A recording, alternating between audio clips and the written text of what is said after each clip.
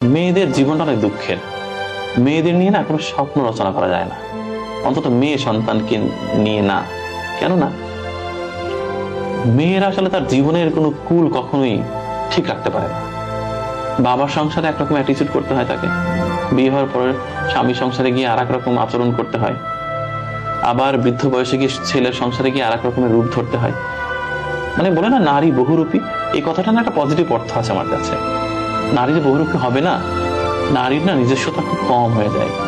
সমাজটা এরকম যে নারীকে বারবার মানে স্রোতের মধ্যে ঠেলে দেওয়া হয়। নারীকে অনেক কিছু সইতে হয় এই জীবনে, আমার মাকে যেমন সইতে হয়েছে। তো নারীর জীবনটা আসলে খুব বেশি যে স্মুথ এরকম বলা যাবে না। প্রতিটা নারীর জীবনেই খুব যন্ত্রণা, মানে এক একটা স্টেজে এক এক রকমের যন্ত্রণা। এই যন্ত্রণার কোনো সীমারেখা নেই। আমার তো মনে হয় প্রত্যেকটি নারী আসলে যন্ত্রণার মানে একেবারে বিশাল বড় একটা গোডাউন তৈরি করে রেখেছে হৃদয়ের ভিতরে। খুলে দিলে পৃথিবী প্লাবন হয়ে যাবে।